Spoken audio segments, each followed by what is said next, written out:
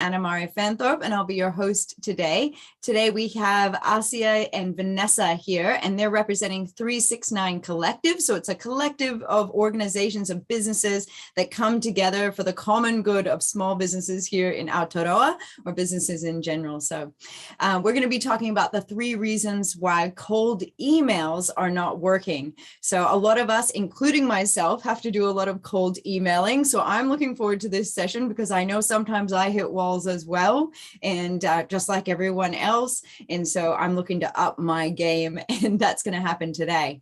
Now, just as a little reminder, make sure you drop your questions or comments into those sections on whichever platform you're streaming from, and get your questions answered by these 2 experts.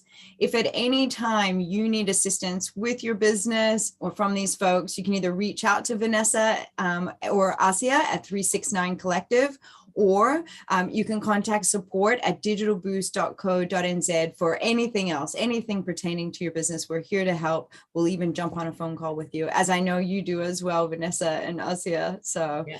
It's such a pleasure having you on today, joining us and educating us once again. Yeah, now I know we jumped on, we were doing some other tech things. We didn't check a share screen, but I know that we're experts at this point. So I'm not too worried. So what I might do is let you guys drive, and I will get all the chats working, because that's where everyone's been sitting lately. Yeah. Okay, perfect. So let's just get on with this. Can you see the screen? Yeah. Yes. So I'll just do this one, and then we'll move on to you, Assia. So as Anna-Maria said, 369 Collective is a collective of like-minded entrepreneurs and the big thing is that they are all trusted by me and in my own business. I've worked with Assia for many, many years. I've worked actually for her in the business in a contract role. I've also used their B2B data services, data cleaning services, and a bunch of lead generation, email marketing, so that the business actually does a lot with the data. And I find that a lot of my clients, especially my e-commerce clients, they have people purchase from them even up to a year, 3 years, and they've got all that data sitting there and they actually do nothing with it. So a lot of what we talk about, or what Assia will talk about, is how to use the data effectively and make sure you're actually using the right data. Because if you've got the wrong data for a different marketing plan, and that marketing plan's not going to work. And Assia will also talk about being persistent. In other words, how many touch points are required. So she's going to basically cover off, what it means to have the wrong list, what it means to have the wrong expectation, and what it means that a lot of businesses give up too soon. These are the services that we offer that you can see on the screen. There's a bunch more, so it's basically a one-stop shop for mostly everything that you need. And what's missing, we find for you, and we make sure that it's of a high quality and it's a trusted business in New Zealand. All our network is New Zealand based. I'll hand over to you, Assia. Perfect. Thank you so much. So today, 369 Collective presents 3 reasons why cold emails are not working for you and what you can do about it. So let's just start from understanding what cold email is. The cold email is when you don't know the person, or maybe you even know the person but hadn't spoken with them for a while. It may also feel a little bit cold because they may even forget who you are in the meantime. Now, every week, we have at least one inquiry when someone comes and says, hey, I would like to purchase a list of emails. And then I have a little conversation with this person, making sure that they are conscious about what they're trying to achieve. Because, of course, there is Electronic Messages Act, which we're not going to discuss today. You can all go and read and get advice. But fundamentally, none of us want to receive unnecessary emails. And also everyone would like to get some results out of it. So today we're going to talk about things which no one else is talking about. How is that? Now, let's start from a little bit of stats. I don't know if you know about this, but the return on investment in email marketing is growing by the day. So in 2018, it was only $37 return on $1 spent. By 2021, it's already $51 on $1 spent. Now, let me ask you, regardless of which business you are in, if you would know that you can invest $1 and get $51 in return, would you do it? It's like really no-brainer because, like, why not do this? And that is why I believe a lot of people bump across these ideas, or they just kind of read somewhere about email marketing and think, wow, this is like really amazing. I want to do it. So it feels like you can't miss an opportunity like that. And I bet you have heard the stories about people sending one email and getting massive sales. Now, the internet is full of these stories, and one may wonder, is it true or false? Now, here is an expert advice. It is true. There are people who push the button, send one email, and get massive sales. At the same time, and I know some of these people personally, at the same time, what is not promoted that much is that behind this one push of a button, there is a lot of work. So when you come to someone like us and say, hey, I want to purchase a list of email addresses, you are kind of thinking that you'll send one email, get this massive sales, and that's it. So oftentimes, businesses do not plan on doing the hard yards. Now, if you currently or in the past have done cold emails, are they working for you? Now, even though I can't see the chat, I invite everyone to pass their opinion or share your experience with cold emails and why. It will be interesting to know if you've done it and if it worked for you. And if it did not, what do you think was the unsuccess factor? I will be happy to answer any questions or comment on your feedback at the end. So just as much as internet is full of success stories with email marketing, there are also lots of advice. And I just picked up some of the basic strategies, what can improve the opening rate for the email, what can improve the response, the result, and all of that you can find on the internet. Like, it's a good idea to personalize your message.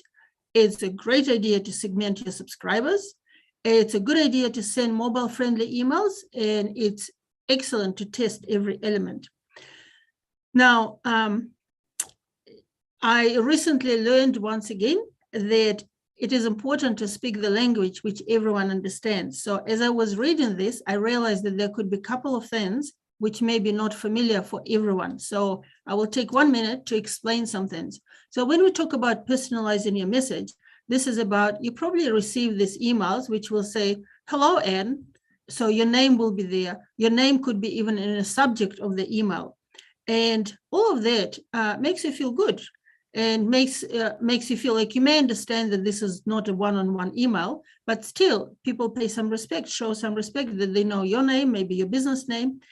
And all of that can be set up very easily within any email marketing program. Now, personalization is really important, and that is why we all strive to have the correct data and all of that.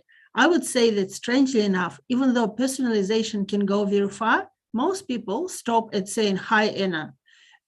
You can actually use the person's name anywhere throughout email, making it more personalized. And there are also a number of other pieces of information which can be also used in the message, making it more personal. Now then, segment your subscribers. We're talking about market segmentation. We're talking about segmenting your list. We're talking about, for example, if you're e-commerce, you may have, let's say you sell equipment and consumables, or you sell clothing and footwear. So you may mark your customers by what they're purchasing. So if they purchase clothing, you may choose to send them a different message. Or, for example, if they're buying clothing, you may decide to inspire them to check your footwear. And also, so that can make these emails more relevant to people. Now, while segmentation is fundamentally extremely important, I would suggest that if you're just starting with email marketing in general, don't worry that much about segmentation, because sometimes trying to be very specific and very everything leads you to a very complicated system, which is hard to handle and manage. Because realistically, let's face it, what if I'm buying clothing and you want to inspire me to buy shoes or vice versa? Well, you can send information about clothing and shoes in one email, and this is how you can hit both markets. But of course, as you grow, as your business grows, as your list grows, segmentation is really important. Well, mobile-friendly emails, everyone hopefully understand what it is. And then when we talk about testing every element, if you are receiving emails from anyone, you can see that there are lots of moving parts. There are links, and it's important to test that the links are going to the right place. It's important to see that the image looks as you want it to look. It is also important to remember, for example, little technical things, that some people receive emails without images, and they have to push some button to actually see the image. So if your whole email is one big image, no matter how beautiful it is, chances are someone like myself will receive a blank email, and that will require one extra effort from me after I open this email to push the button and wait for your beautiful image to reveal. You may think that your business is worthy of that, for me to take 2 steps to open the email and then choose to open the image. But seriously, we're all getting lazy and busy at the same time, time poor. So if we can avoid clicking the button, we probably would, and that can massively affect the results of your email. So this is all, and seriously, you can go online, search for cold emails, best practice, and you will find heaps of things. Today, I want to talk to you about insights nobody's talking about, because I think this is the most interesting thing. Now, some of them, you may say, once I will explain them, you may say, oh, but this is common sense. Yes, it is common sense, but time and time again, when I discuss these insights with business people, I discover that they are the best kept secret. So to maximize the value of today's session, let's talk about things no one is writing about. Now, I would like to talk about 3 problems with cold emails and with emails in general, in a way. So the first thing is reaching the wrong people. Reaching the wrong people is something that Venessa just alerted to if you have some random list. So even though everyone is trying to be very specific, even when you're purchasing a list from someone like us, still, you need to really, really think, who is the right person to receive this email? Whether this is a business owner, maybe this is some particular manager, the age, the education. So there are many different aspects to it. Bottom line is, if your list is the wrong list for your offer, you are unlikely to receive any good results. So why greedy is good? Because you have to be greedy for a good list. You have to be greedy to get the best possible emails. And of course, the best practice is to collect this email list based on the offer, which is relevant to what you're proposing. So if you have heard about lead magnets and funnels and landing pages, you can approach Venessa to discuss how this may apply to your business. And if you hadn't heard of these words, lead magnet, funnel, and landing page, then even more reason to come to Venessa to understand what it is and to decide whether this is the right thing for your business. But in any case, the wrong list is the first disastrous step for you not to get any results from any cold email. Now, so emailing lists are often full of people outside of your target market. And one of the reasons how this may happen is when we approach people on LinkedIn and they move on and they may be no longer relevant. When we collect information on our website, once again, if we're not asking enough questions, we can end up with a list full of wrong people. And targeting your ideal market, which we discussed recently, is a basic fundamental of marketing. Yet the rush to reach as many people as possible through email leads to increasing the size of the list for all the wrong reasons. Now, just to keep it fun and entertaining, how about whoever is open to share the size of your list Can you please type this in the chat and we'll just have a look. Who is the biggest list owner on this call, on this webinar? Now, the second problem which happens, the second mistakes, is giving up too early. Giving up too early is probably number one challenge which people have. And this is how it goes. And literally, these are the same words I tell everyone who come to purchase email list from us. I'm asking people, what are you planning to do? Oh, we're planning to send an email. And I'm asking, one email? They're saying, yeah, we'll just send one email and see how it goes. Okay, so here is what I know. And I openly share this observation. I'm saying, look, you will buy the list from us. You will buy the list from us. You will send one email. Most likely you will get little response, and you may get a couple of angry people, which will kind of make you feel very uncomfortable. And then you will just say, it's not working. Yeah. Now, why would you do all of this if you do not have a plan and a strategy to actually send number of emails? Because, and this is some stats on the slide, 20 years ago, 3 to 7 touches was enough to get a sale. Before lockdown, we're talking about 17 to 24 touches. And seriously, today, I think this number is even higher, just no one is measuring. Now, I'm not suggesting that all of that should be emails. Ideally, it should be a combination of emails, calls, and maybe, dare I say, letters. But anything else, so touches are touch, there are multiple ways how to touch people. It could be an article published on LinkedIn. It could be a social media post, anything like that. But the bottom line is, if your plan is to get a list, to purchase or to collect, to scrape the internet, push a button, send one email, I would like to suggest stop right now, because this is a waste of your effort. You have to commit to a long-term game. And by the way, people who push the button and get massive sales, they nurtured this list for months and sometimes for years. They start small, they communicate on a regular basis, they add some value, they sell a little bit, and then they continue selling and continue providing value. So, oops, I just kept going. Okay, now here is an interesting statistics from 2021. 70% of salespeople, and we have to say a lot of small businesses, the business owner is the salesperson, stop at one email. Just exactly what I've said. So 70% is a massive figure. Yet, if you send more emails, you've got a 25% chance to hear back.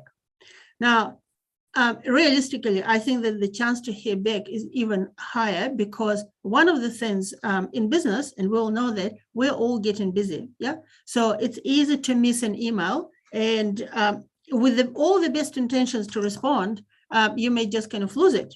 So it's even hard to find this email in your inbox, even if you didn't delete it. So how about whoever is brave will share with us in the chat, how many times do you email one person? And when at the end of the session, I will have a look at your numbers. I will share with you how many times we email one person, and do this on autopilot. So if you're interested to find out how can you do 24 touches without going crazy, do talk to Venessa, because we have amazing ways how you can do nothing and it just happens for you. Now, and the third mistake, which we see a lot, is expecting fast results. So this is almost summing up what I was just talking about, that you send one email and you expect fast results. We've heard about these fast results, but we all know that nothing happens fast. We all know that any business requires to be like on the market for a certain time, to gain trust, to develop relationships and all of that. While we all know this, I'm just continuously surprised how many people somehow think that if it is email, it's like different. No, it's not different. It's the same, because even if you send cold email to people who totally don't know you, the rules of human interaction still apply. You know, when you step into some networking meeting, when you get a chance to do this, hopefully we'll be getting more of these chances soon. When you step in some meeting, you know that this is like not good if you will start running around the room shaking everyone's hands saying, I'm so and so, I'm selling this and that, are you ready to buy? No one likes these people and no one acts like that. So what you do is you just step in the room, you shake hands, and you just, have a conversation. You introduce yourself, you pay attention, you ask questions, you listen to other people, you learn about their problems, and when the time is right, you introduce yourself. We'll probably all have received some cold emails from the wonderful country of China. I'm currently training a large number of Chinese sales professionals, helping them to improve their email approach. Because what they do, they just jump in the first email saying, we're the best in the world, are you ready to buy? And no one is buying. The reason for that, because they're breaking sort of social norm of how do you engage with people, gain their trust and respect, and then ask for sale. So here are this, and with a cold email campaign, today, there were times when a cold email campaign will get 50, 70, 80% opening rate, but this is not the case today. Let's be honest. Realistically, if you get 10% opening rate on a cold campaign, I'm not talking about campaign to your customers, then this is pretty average. That means that for every 1,000 emails you send, only 100 will open. It's a good result is 5 to 10 will click through. And, if one will buy, this is great. Now, all of this conversion rates, this 10%, 100 opening, 5 to 10 click through, all of that can be improved by the subject line, by the better content, by more engaging offers. Yeah. But what is really important is to understand that you have to, just like with everything in sales and marketing, you have to test and measure. You have to measure your results, and you have to look for ways how can you improve. So when I'm talking about sending more than one email, it's not just about sending blunt emails all the time. This is also about watching what's working, what's not, and aiming to do it better. So this presentation today is about 3 mistakes, and I wanted to share the mistakes which no one is talking about, or no one is talking about it with the view of sales and marketing and how exactly it affects what you're doing. So the wrong list is kind of no-brainer, but you know what? Time and time again, and I judge this by numerous conversations with people who come to us to purchase a list. They are all asking for their own list, and we find out within like short 15 minutes that what they're asking for is not what they need. That's why I think that this is a timeless reminder that having our own list is a massive mistake. Giving up too early. Look, seriously, current measures across the world, for example, is that for a business-to-business transaction, you need to consider at least 5 months. I would say in New Zealand, sometimes it's 5 years. You may decide whether you want to deal with these people, yes or no, but you know what? The email marketing can help you to stay in touch, to follow up efficiently without you doing anything. And that's the beauty of email marketing. It is cost effective, it is fast, it is convenient, and it can save you tons of time and help you with greater sales, only when it is done right. And then wrong expectations. So this is massive mistake number 3, giving up too early. Giving up too early and expecting that a lot of things will happen when you had not really invested time and thinking into how do you nurture the leads.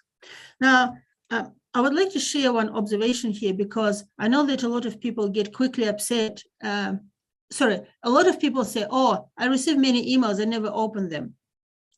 So they don't want to send many emails being concerned that people will not be opening them.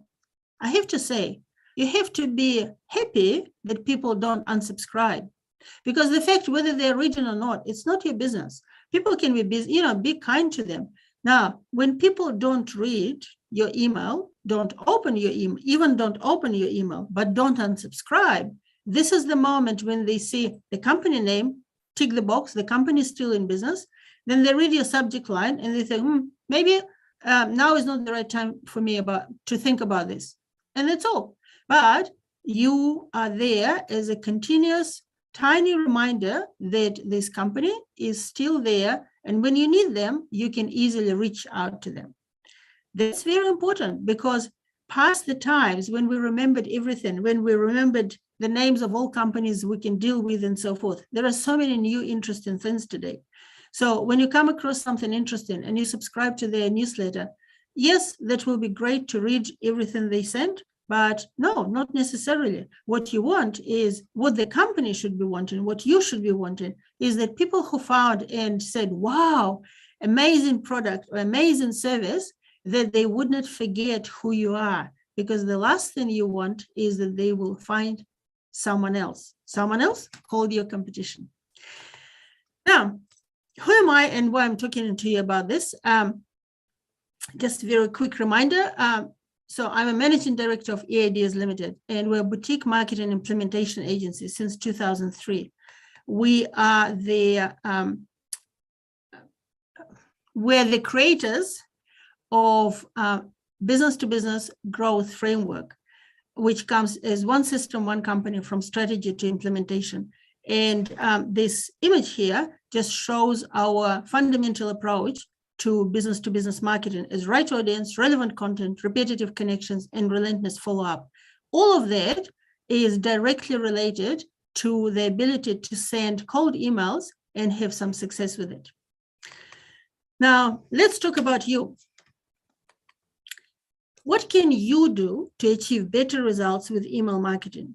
Based on this, I wouldn't say that they're like, when I've said that these insights, these mistakes are little known, this is because they are so fundamental that oftentimes people miss them and focus on other things.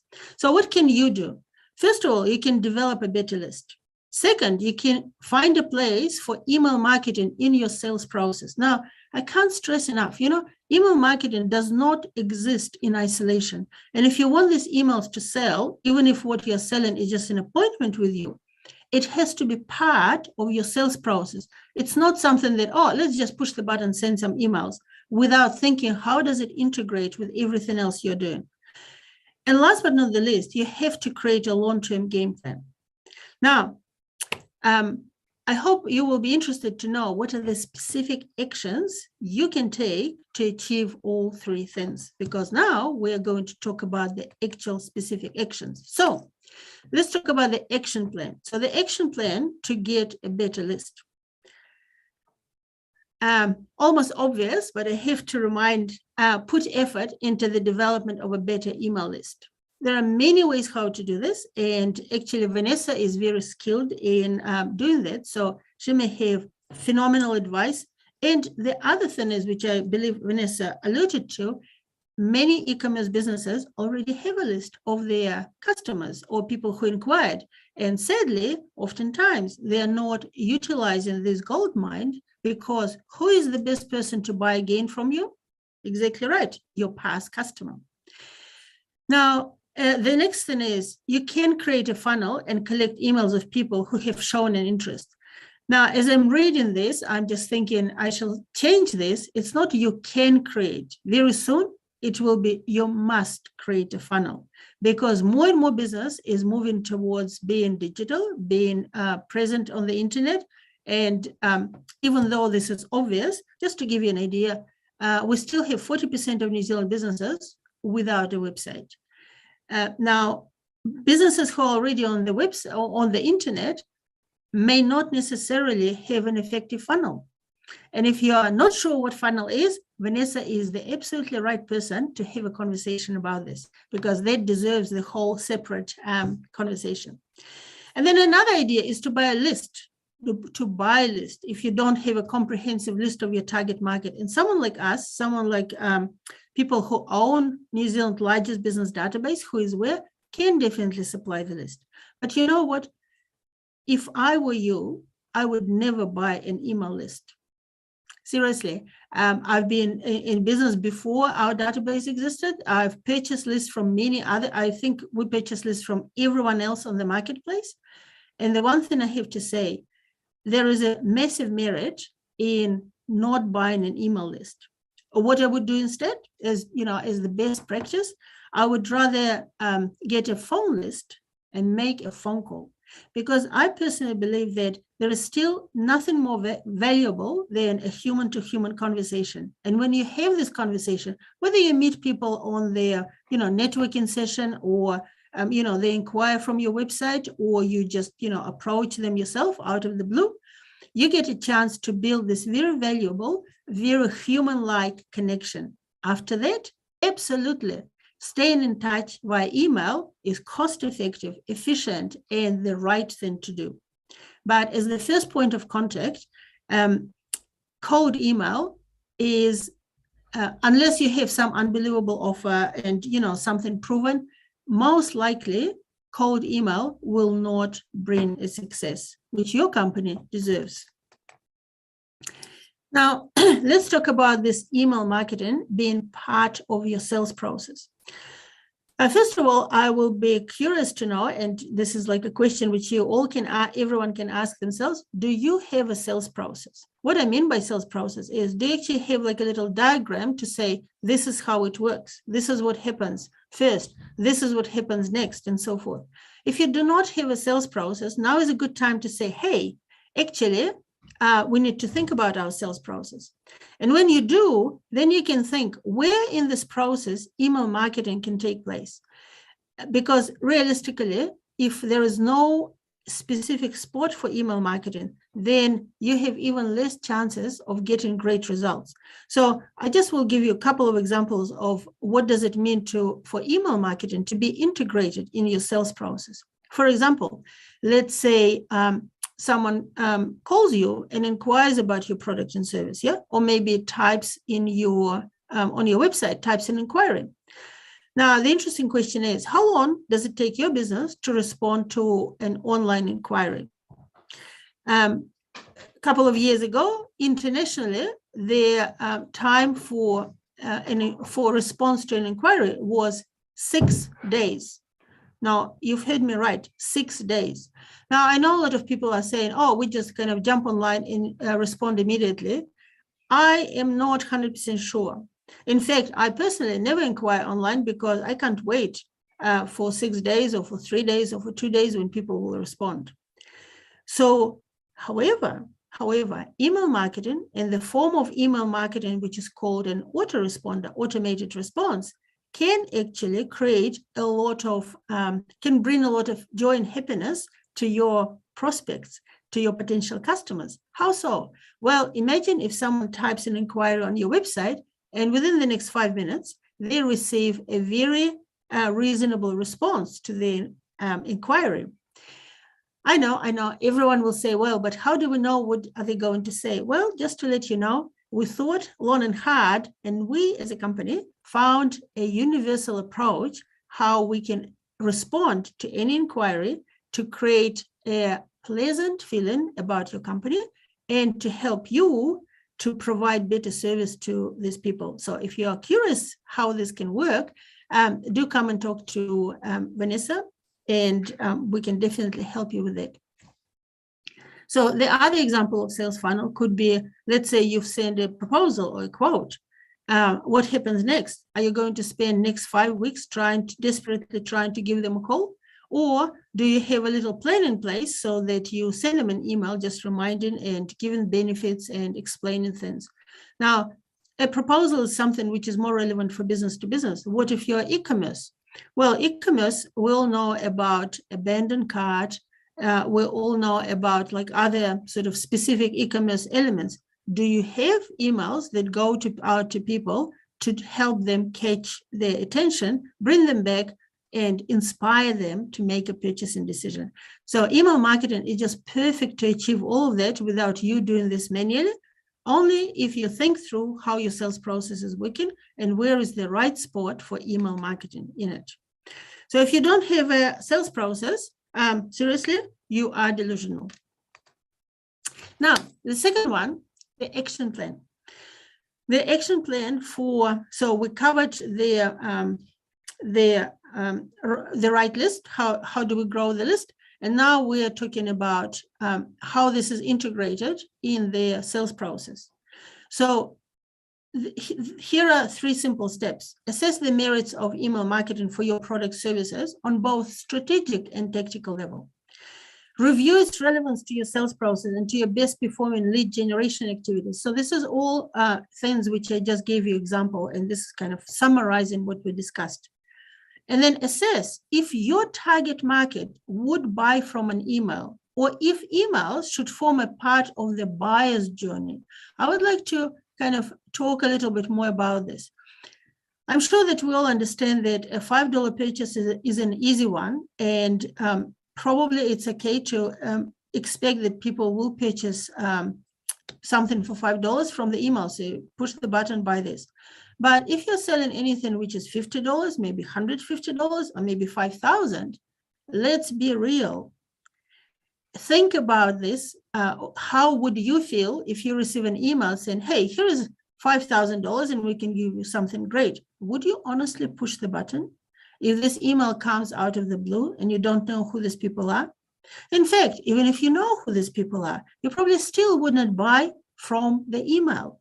So we need to kind of be brutally honest about what are we selling, and can anyone ever purchase from the email? Or, as it's suggested here, maybe emails are just a support of your conversation with your potential prospect as part of their buyer's journey. And what's interesting is that when you're moving, like, from the moment you first have a conversation with someone, whether it is via email or in person, and the time they become a client, the buyer's journey doesn't stop there. Yep. So your current customers, they all deserve this conversation with you. They all deserve to know what's going on, because guess what? It is 7 times less expensive to sell to your existing customer. So the question I think we all should be continuously asking ourselves is, what are we doing to educate, inspire, and engage our existing customers to make sure that they keep coming back to us over and over again? And I know that this is not uncommon for people to come back to me and say, oh, but what can we say to them? Well, there are lots of things you can talk about to your customers.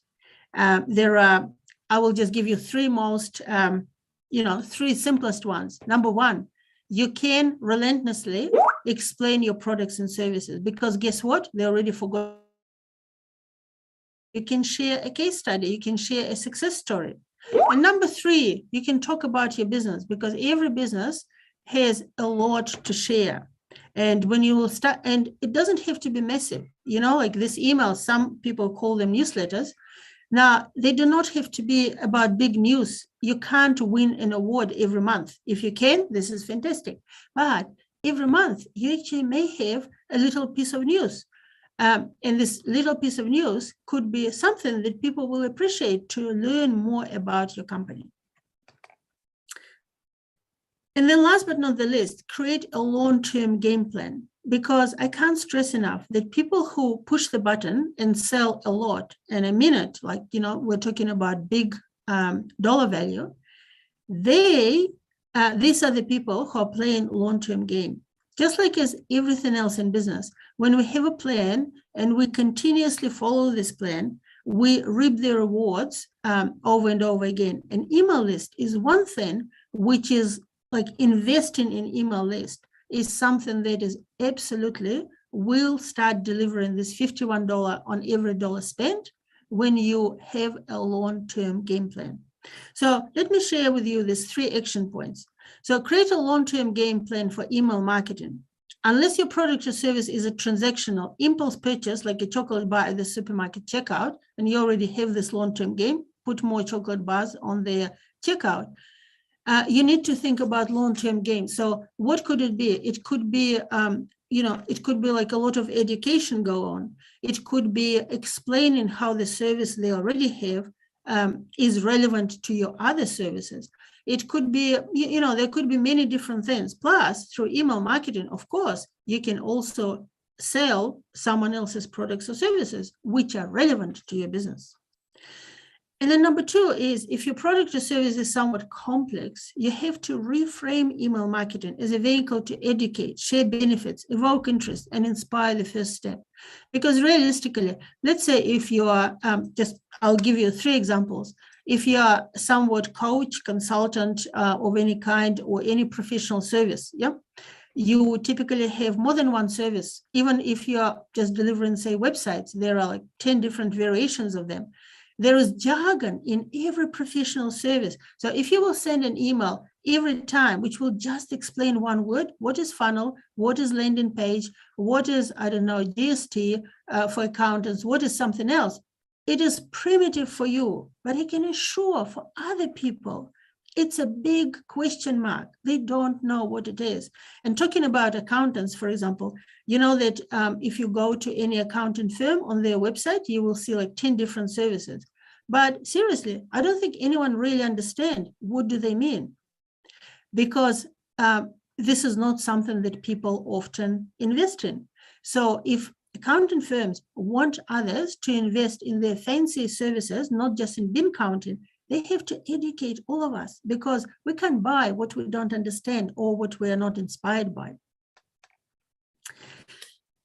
And I'd like to share an unadvertised bonus idea. And this idea is fundamentally important. This is something that I actually never seen that someone is writing clearly about this. And a lot of people do not fully understand the purpose of social media in their sales process.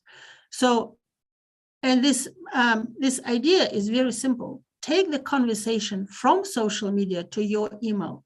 So what does it mean? Here is what does it mean. Now, there are people today who spend a lot of time on social media, yes? And then there are people who are too busy to be on social media. And then there are people who don't even know where social media is. Yep. So for those who occasionally come to social media or spend a lot of time there, they may spot your post every now and then. What is really important is we can't control, social media gives us massive control about who will see our messages. And this is like incredible. But equally, social media can't help us control when people come to see something.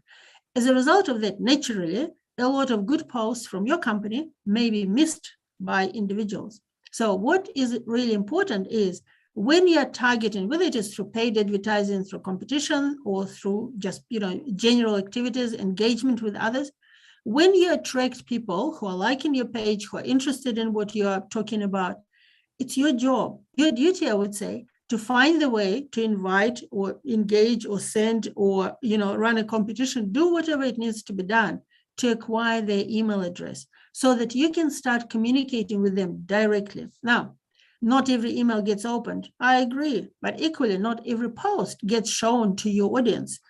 Long story short, your email has a lot more chances for your prospect or customer to actually even see it, unlike social media posts where you have no control over that. So social media is, if you will think about a trade show where you come, you have your booth. Oftentimes, there are no immediate sales unless you are in a consumer goods, but the trade show is the opportunity to attract the right people and then collect their business cards and then have a conversation with them later on.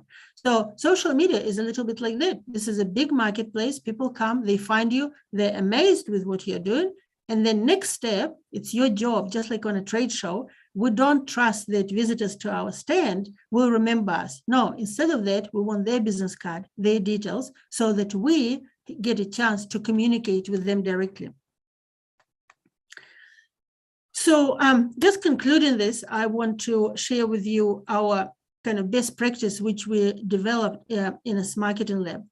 And this is a path which everyone can build for themselves. And obviously come and seek some expert help when it's needed. So we believe that first, you've got to get clarity about your target audience. It's not only important for like paid ads or when you're purchasing an email list. It is important at every level. Even to understand the better tone of the voice in your emails, you need to be clear about your target audience. Then the next step is connect with your target audience. Again, you can start as a first step to start from a cold email. Our suggestion is that you do this on the phone, you connect with people on LinkedIn, and then you can have a nurturing email sequence to develop these relationships better before you will jump and ask for sale. And then you, in parallel with that, you establish and grow your authority through consistent communication on social media, email, maybe public speaking, maybe networking. Anything goes, because guess what? When people are saying, oh, we live by word of mouth, we get customers by word of mouth. For word of mouth to work, you have to be visible somehow. And then become known and the go-to person for your target audience, because by building your authority, by claiming your space as an industry expert, you become the person, the go-to person for your target audience. And this is, triple important in this day and age, when even though we're no longer stuck at home and we can go to the office, the mindset has changed. And a lot of people are now trading digitally, doing business digitally, and they're looking for you in a digital space.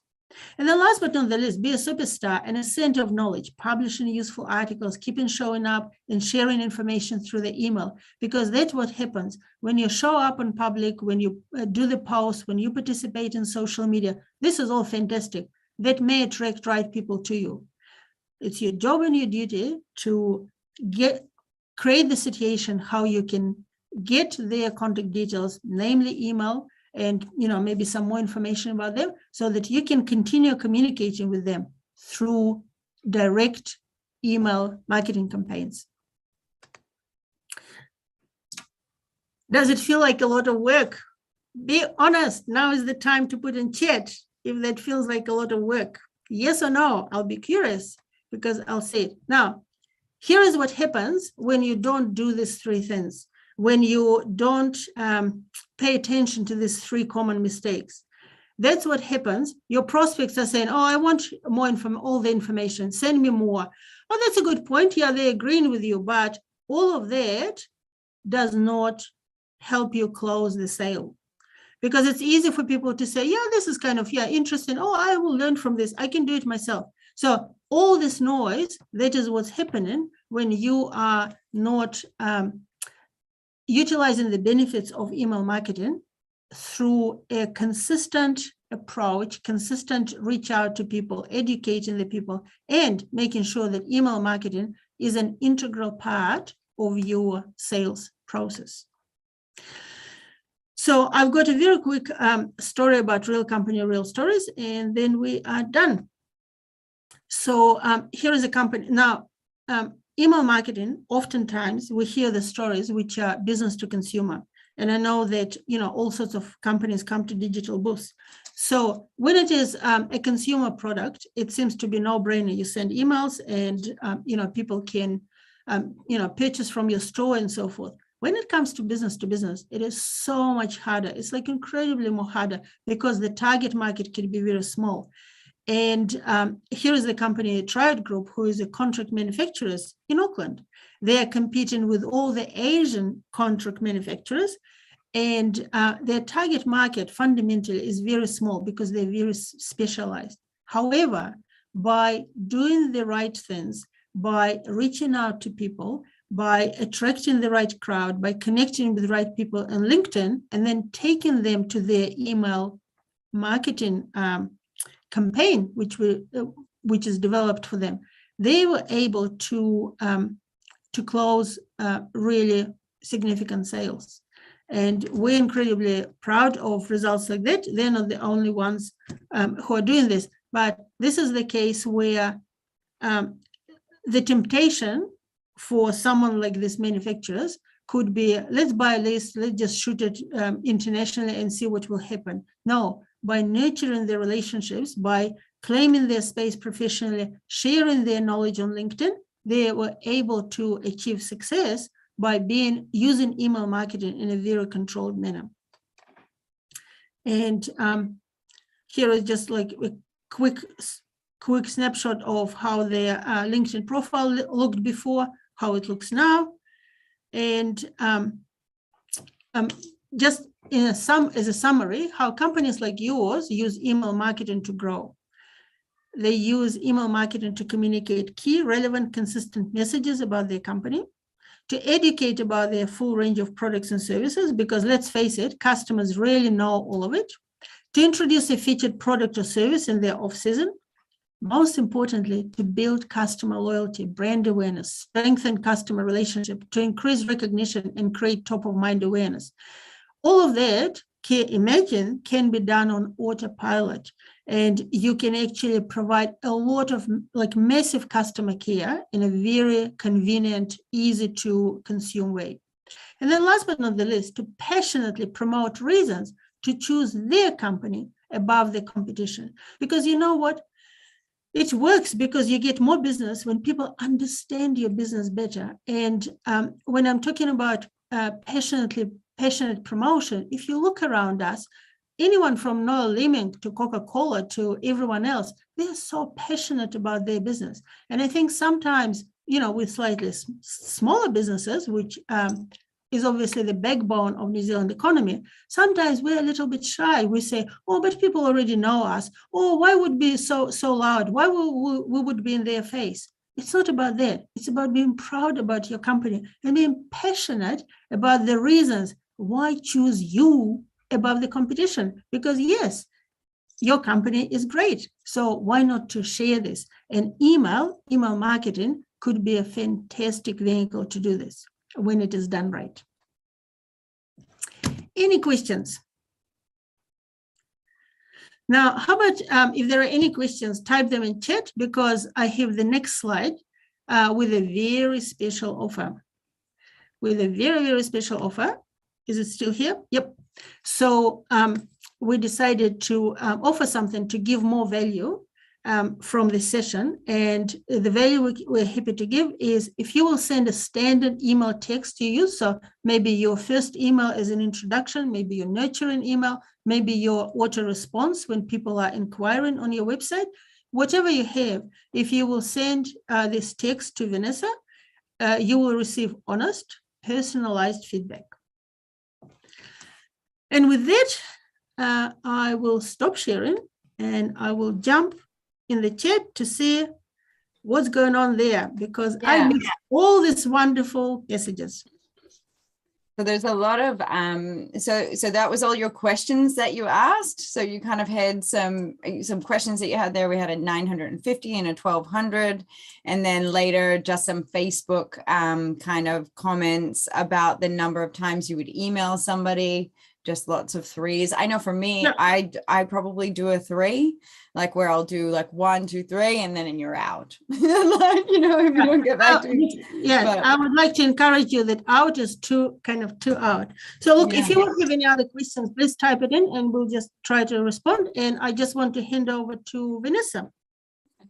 Thanks, Assia. That's very, very informative, and I'm sure we will make this presentation available to Digital Boost, and it's usually under the video.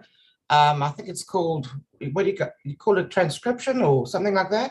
It's called a learning summary. So it's a PDF that you can download. We do have the ability, if you speak a different language, a lot of times for a lot of our videos, not all of them, you can actually have the video in a different language. I don't think that these ones are that way, but we do also have the ability for you to get the transcription if you'd like that support as well.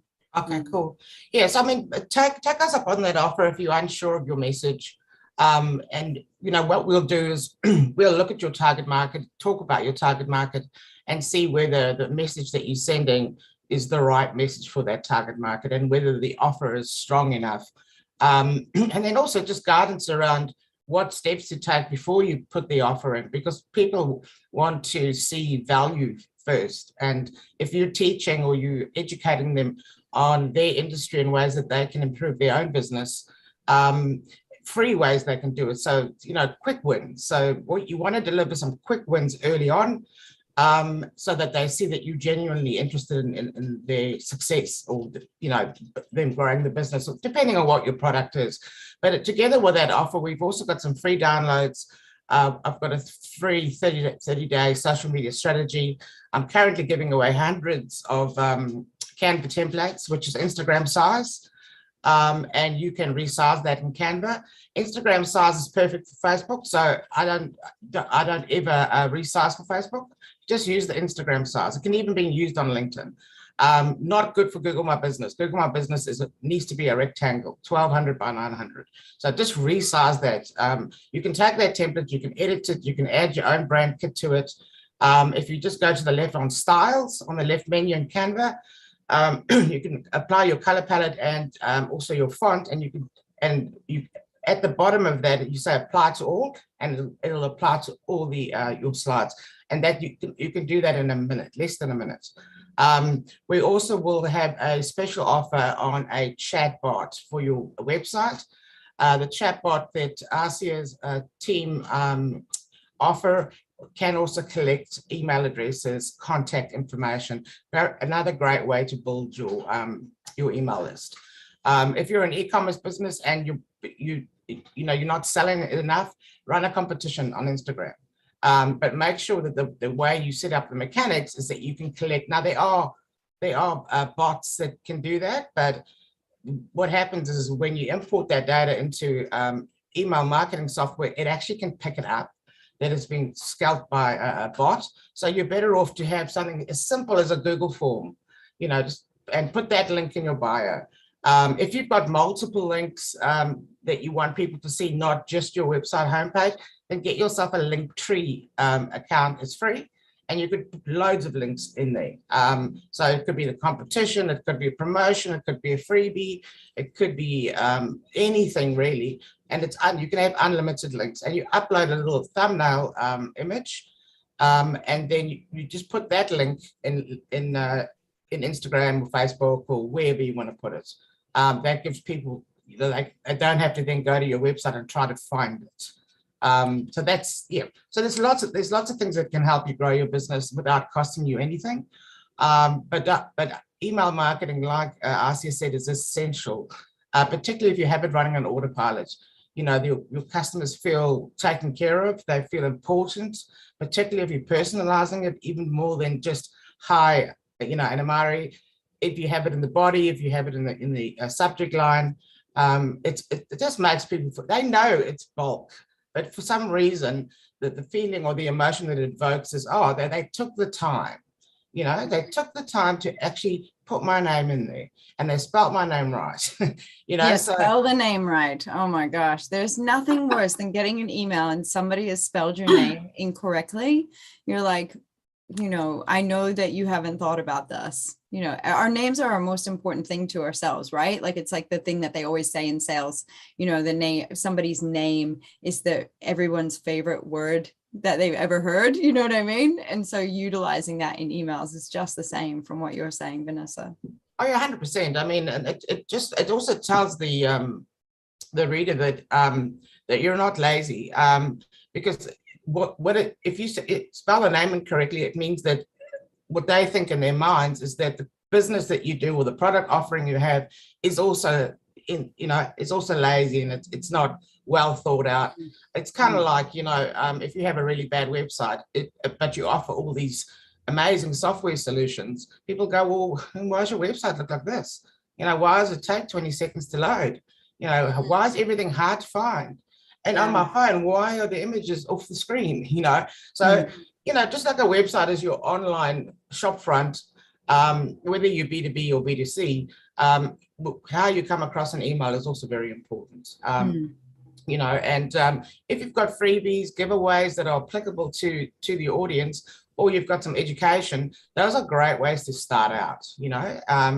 If it's a cold email saying, we really want to help you grow your business, or whatever it is, but it's got to be appropriate for your target market. So that's something I can talk you through in a free consultation. And if appropriate, I will then refer you on to Assia and her team, and they can help you put together email. Even if you don't know what to say at all, we can still help you, know? So I've gotten some really great feedback from folks that have had chats with you about their business and just feeling very supported along the way. You're great at being mindful of cost, which I think is quite lovely for small businesses. That's always a massive factor in whether or not people seek out help, I think, in general, because I think it's hard to switch from that mindset of, well, A, we've got to feed ourselves, right? But B, it's also, a lot of us start out with making something or doing something as a hobby, and it turns into a business. It's a side hustle, and then it becomes a lot bigger. And knowing that time of when to start investing financially into your business to get a little bit of help or to outsource or what have you can be quite tricky. And what I love that you will always be quite frank with people about where they should be spending their money or not spending their money. You know what I mean? Like you're not there going, hey, buy this huge package, or, you know, you should do all of this stuff. But it's like very expensive, because you're quite, you know, you're very considerate with the fact that, you know, small businesses don't start out that way, you know, with a lot of financial backing. Yeah. Absolutely. And I mean, look, at the end of the day, it's the best bang for your buck. So the best return on investment. And if you come to me and you say, I want to spend money on marketing, I've got this much money, and your website is terrible, I'm not going to take your money. But other marketing agencies will say, oh, your website looks amazing, give us the money. So that, you know, that's the, and I know this because that's what clients tell me. Oh, but that marketing agency told me my website was amazing. I said, if your advertising is sending people to a place where they're not going to like it, don't spend the money. It's a waste of money. You know, so, and it can be little things like that, little tweaks that make the biggest difference. And I can save you a ton of time researching Google, you know, or even worse, asking on Facebook, because people only know what they know based on their experiences. So if they've had a good experience with a Wix website and they've never tried another kind, well, then they're going to say it's amazing, you know. So whereas I know about all of it, you know, and I can give you honest advice. And Assia too. She's never going to tell you something's amazing if it's not. I want to dub you, Assia, the stats queen. Like, you pull out some serious numbers in these sessions. Thank you for that. I actually want to say something else. You know, like when it comes to content, whether it is content for email or even for the website, you know, like a lot of people are not good with copywriting, and that's okay. They're good in their, you know, whatever they're doing else. Yeah. They're good lawyers, accountants, you know, butchers and so forth. But I would like to assure you that it is very, even though, and we have this conversation all the time, even though people have been in their business for 50 years, believe it or not, we can write about your business in such a way that you will come back to us, as some of our clients are saying, look, this is the best piece of information they ever had. We also write some things which they're saying, wow, I'm learning something myself. But most importantly, it just, you know, it's a different skill set to write about something in an engaging and inspiring manner. So just for the fun of it, I would like to let you know, last year I wrote one article, which was titled, What is LinkedIn? 2,500 words I was able to put just to write about what LinkedIn is. And for those people who know what it is, it seems ridiculous, but I have to assure you, there are people who actually don't know. Great. The other thing is that as a business owner, and this goes for everyone really, we find it really hard to write about ourselves, you know, and about what we do. We particularly if it's just you in the business, you are the business, you know, your person, everything about the business is about you. And, you know, we've got the collective, which sort of extends that. I even recommend to copywriters to get another copywriter to write the copy for a website, just because, you know, when someone else comes in and looks at it from an outside perspective, we always feel like we're bragging, you know. If I say, oh, I made $80,000 last month or whatever, you know, we always feel like we're bragging, but somebody else can write that in a way that doesn't make you feel, you know, awkward or uncomfortable. So yeah, definitely. And even if you write it and have us review it, you know, give it a go, and then we can review it and give you advice. But yeah, I do find that outside people are better at writing copy for small businesses. Yeah, I think, it depends on your skill set. I think that's what you were saying there. It just really depends on your skill set. If that's your kettle of fish, as they say, then, run with it. But if you're, and you need help with a different aspect, then reach out for help. Do the stuff that you're really good at. And possibly, if you can, outsource the stuff that you don't like or you're not good at. And that way, you're really maximizing on your talents. And, if it's financial, I just want to come back to that because I think small businesses worry about it. We were talking with Sam from SH Advisory last week, and one of the things that he was saying about an accountant is your accountant should not just be doing your taxes. Your accountant should be a person that should be able to tell you stuff about your business, about when you have the financial cash flow in order to invest in certain things. They should be doing more than just filing your taxes. So if that's not what your accountant's doing, I would, maybe maybe you would like to find a new alignment with somebody who can give you that assistance to give you some clarity about where your business is financially and how much room you have in order to look at some of these other options and outsourcing some things, and or just reinvesting in your own business in ways that you've been wanting to, in whether it's materials or supplies. Have a chat with your accountant about that kind of stuff, because it is important to know where you sit financially, so that then you can look at these things like marketing and other aspects of your business that are just absolutely just as important. Annemarie, we've also got, just to let everyone know, we've also got 6 months no payment, 6 months interest free for people that they want to set up perhaps a lead generation or email marketing, and then have 6 months to let that return. And so you'll actually earn that, you'll earn that investment back.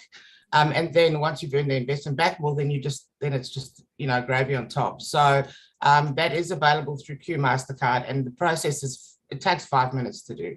And a lot of people already have it used to be called a Q card. Now it's called a Q Mastercard, but a lot of people already have them. So yeah, and it works the same way. We can draw down deposits, and it's actually really, really simple for the client. But it's available, and we can also spread payments of invoices over 12 months through fee funders at 1.8% interest, which is very low. Yeah. Oh, that's lovely. All right. Well, let's finish on that because we've gone way over, and we'll let you guys get on with your day. If you ladies want to stay on for a moment after this session, I just want to get that learning summary thing sorted out from the last session. Everyone else, have a wonderful day. Kakite, tomorrow we are going to be speaking with some guys, Brent and Jason, and they're from Covershore, and they're basically an insurance kind of firm. So they do insurance for personal insurance and business insurance. And we're going to be hearing about their story because they're a small business and how they have grown their business together and digitally. So tune in tomorrow if that is of interest to you. Have a wonderful day, everyone. Ka kite.